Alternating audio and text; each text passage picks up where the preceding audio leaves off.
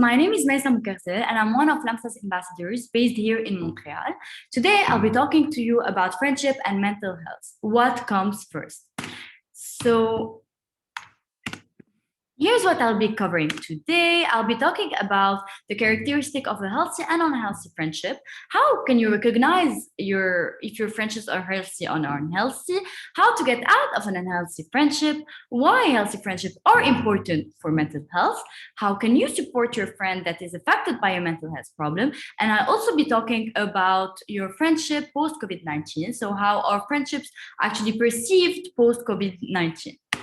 So, characteristic of a healthy friendships. So, a good friend would be someone who is supportive, someone who listens to you without judgment, someone who encourages you to grow, someone who is transparent and honest with you and pinpoint the things that are bad and the things that are good to you, someone who respects you and your boundaries, your privacies, someone who sees forgiveness when they screw up, and someone who can forgive when they can. Whereas an unhealthy friendship or a bad friend would be someone who puts you down regularly, someone who gossips about you, bully you, someone who apologizes without sincerity, so apologizes without actually showing inclination to change or tries to make you feel better, someone who is blindly supportive, someone who criticizes or judges you, compares you to other people, or put themselves front and center always. So always put themselves in front and doesn't ever think about your needs in the beginning or first, pressures you to do something that you don't want to do, manipulates you, or tries to change you.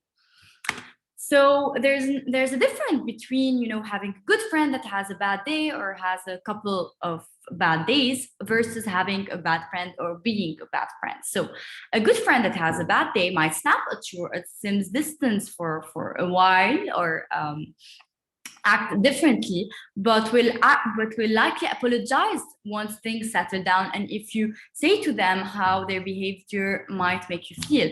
Versus a bad friend tend to follow a regular pattern that never really dies down and won't show much regret or inclination to change, even when they realize that they made you feel bad. Now, how can you recognize if your friendship are healthy or unhealthy? You can look at how the friendships or the relationship makes you feel. So does it make you feel free to be yourself, or does it make you feel like you have to change yourself for them, for your friends to like you? Do you feel that you can express your opinions freely, or do you often feel judged or criticized by your friend? Do you feel that you want to spend time with your friend, or do you feel that you have to, or do you feel obliged to spend time with your friend? Do you feel respected, appreciated, and included by your friends, or do you often feel hurt, put down, and excluded by your friend? Do you feel that you can talk and work out problems when you need to, or do you feel that you fight a lot and struggle to work out any problems and that you can't really communicate with your friends? Do you feel that it's there's a give and take in their friendships, or do you feel that it's more all give and there's no actually take in the friendship? So here are some of characteristic of friendships, healthy and unhealthy, and you can look at them to see how they make you feel. Now, if you recognize yourself in those feelings of unhealthy friendship, this means that you are experiencing an unhealthy friendship. And how can you get out of an unhealthy friendship? First of all, you can give a person a second chance. So some people do need that extra support, extra push.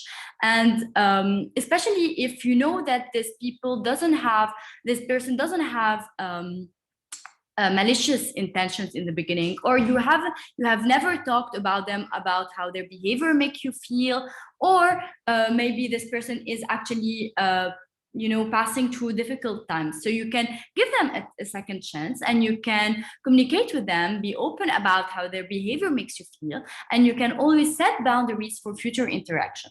Now, if that first step doesn't work, or if even from the beginning you know that this person is having malicious intentions, you can end the friendship, and it's okay to end the friendships and to move on and have a turnover of friends if they are unhealthy for you and if they affect you in a bad way. So take space for yourself, set boundaries, be direct, and think about the consequences really hard if you thinking about reaching out to them again.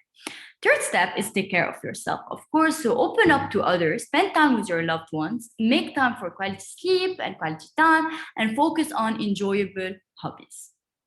I know that life doesn't stop here if you, end a friendship that is unhealthy. On the contrary, is better for you. So why it's important for you? Why are healthy friendships important for your mental health? So healthy friendship ease the emotional impact of difficulties and offer new ideas about tackling them. So healthy friendship acts as a buffer for stress. It increases feelings of security and boost your happiness, help reduce stress and anxiety, improve your self-confidence and self-worth. So here are some points and some benefits of having healthy friendships that actually and truly affect your mental health. So I'm just taking a moment for you guys to read them.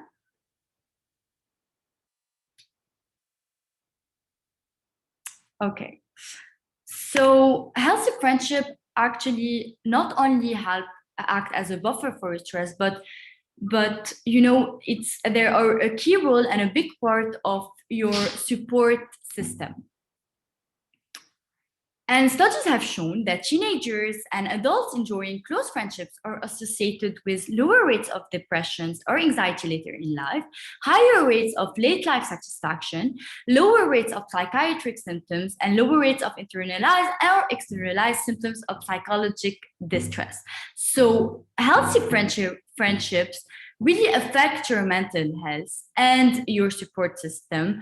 And studies have proven that. Now, if you are experiencing a mental health problem, your instinct might be to avoid your friends and hide away. Why? Because of the stigma around it. You might feel ashamed of admitting your mental health problem to your friend. You might feel like you are bothering or upsetting your friend. You might have a fear of being labeled by them, or simply you might worry about your friendship might change. And if that is the case, you are not alone, and this is very common. Almost half of people with mental health issues actually hide them. But as tough as it can be, talking to close friends can be very important for both of you. Why? Because as I said, friendships and healthy friendship play a key role in buffering stress and actually play a role in treatment and recovery and help overcome all the isolation that often comes with a mental health problem. And also, talking about them openly with your close friends might give an explanation to your friend to certain of your behaviors. So if you are experiencing a mental health problem, you might act differently with your friend for a moment. You might take space for them or be distant. And your friend on the other side might perceive this as you being a bad friend. So talking about this and sharing that with your friend might give an explanation to your behavior to your friends, and might ease the relationship between you two. Your friend will be more understanding, more comprehensive, and will leave you with the time you need, and know how to react more with you and help you with your treatment and your recovery. So you don't have to tell like all your friends, you don't have to tell anybody if you don't want to, but if you feel comfortable enough to talk to someone, to a close friend that you trust, it's encouraged to do so, because they really play an important part of your treatment and your recovery, and are really important for your mental health. So now, if you have a friend that is affected by a mental health problem, how can you support them? Simply be their friend. Show them that you're still their friend and that you care about them without, changing your behavior towards them. Support them by being there to talk and listen without judgment, and simply acknowledging their problem, accepting them, and treating them with compassion and without judgment. So also remember that your friend doesn't need another therapist. So they just need a friend that is here for them and care for them. Now, the last point I want to tackle today is friendship post-COVID-19. So what have we learned from the pandemic? We've learned that practicing physical distancing is really important for the spread of the virus, but also it's very important to stay socially connected with friends and family members because, as I said, it decreases anxiety and it decreases the depression that comes to secondary to this loneliness. And how can you connect? You can use technologies to connect with your friend, and it offers a way to cope with isolation as long as it is with a good friends and without overusing technology and away from cyberbullying. So friends is one of the most important sources of emotional support during stress. Now, we also have learned from the pandemic, or from my case, I have noticed that friendships can be separated into your close friend and into superficial friends. And there has been a lot of debate about friendship post-COVID-19. Will we resume our friendship as before? Will we repair them? Will we replace them altogether? So the important point that I can, take from all the interviews and articles I have read is that social networks of people are smaller than many people may assume, that friend turnover is normal throughout life, and that casual friend or superficial friend are the most vulnerable to being replaced. So a lot of people agree that close friendships are what you actually need, and that superficial friends or casual friends are more like a bonus to your social life, and that they are the most vulnerable to being replaced in stress situation, as in the COVID-19 pandemic. That was a stressful situation. So I really encourage you to talk to others, and I encourage you to do that through our forum on our website, Lamsa.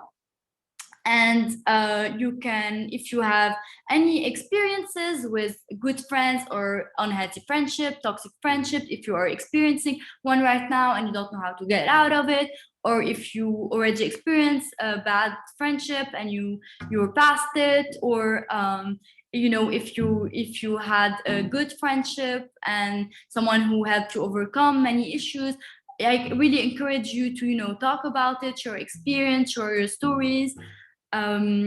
So yes, that's it. Thank you so much for listening to me and for watching. And if you have any questions, please feel free to contact us on our social media platforms, Instagram, or on our website, lamsalab.org.